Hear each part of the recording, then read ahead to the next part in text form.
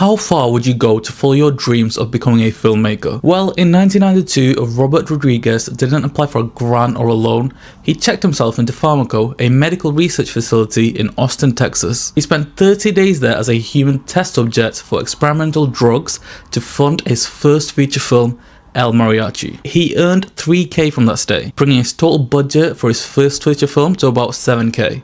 With no crew and a borrowed 60mm camera, he headed to a Mexican border town.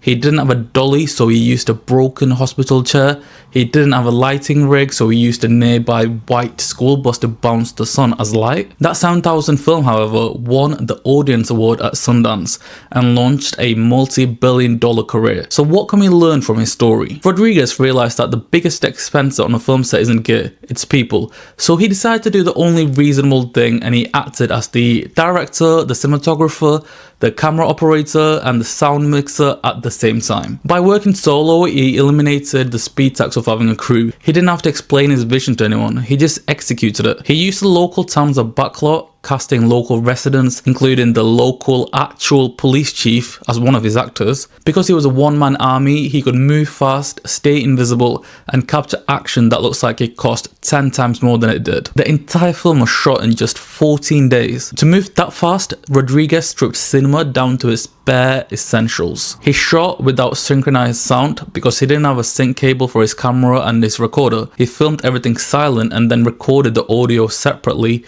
on a cheap cassette deck. He then spent weeks in a tiny edit suite, manually singing every footstep and every line of dialogue. For lighting, he avoided expensive kits. If a scene was too dark, he simply just moved the actors next to a window or the white side of a parked school bus as a massive reflector. He proved that technical limitations are just creative filters. He didn't have a Steadicam, so he learned how to walk with bent knees to absorb the shock.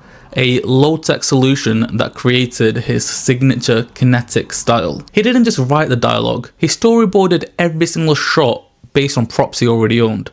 He had a guitar case, a pit bull, and 2 machine guns, so that was in the script. He treated the clinical trial as a paid writing retreat. He turned a medical sacrifice into 60mm film stock that would go on to change his entire life. He didn't just find the time, he traded his actual body for it. Film stock was Rodriguez's biggest expense. Every foot of 60mm film cost money to buy and even more to process. I just got into analog photography, so trust me, I know. To save cash, he practiced editing in the camera. Most directors shoot coverage, which is multiple angles of the same scene. Rodriguez didn't. He only pulled the trigger on the camera for the exact moments he would use. If a shot was 3 seconds long in his head, he filmed exactly 3 seconds. This meant a very tight shooting ratio. Almost every frame he captured ended up in the final movie. This discipline forced him to be a better editor before he was even in the booth. He wasn't just filming, he was building a puzzle in real time. He eventually documented this entire journey in his book, Rebel Without a Crew, proving that gatekeepers only exist if you believe in them. The spectacle in El Mariachi didn't come from a VFX house, it came from smart thinking. Rodriguez needed special effects, but he had a $0 budget. He made DIY blood squibs filled with red liquid and popped them with a hidden fishing line. He used a slow-moving turtle and a pit bull to create character beats that distracted the audience from the lack of sets. He turned a $7,000 demo into a movie that Columbia Pictures eventually bought for $2 million. He didn't outspend the studios. He out-hustled them with everything he had. Robert Rodriguez went from the hospital bed to the history books of cinema with just $7,000, a broken wheelchair, and a dream. You're holding more processing power in your hands right now watching this than he used to edit that first feature. If you're an aspiring filmmaker, don't forget to subscribe to learn how different directors got their start.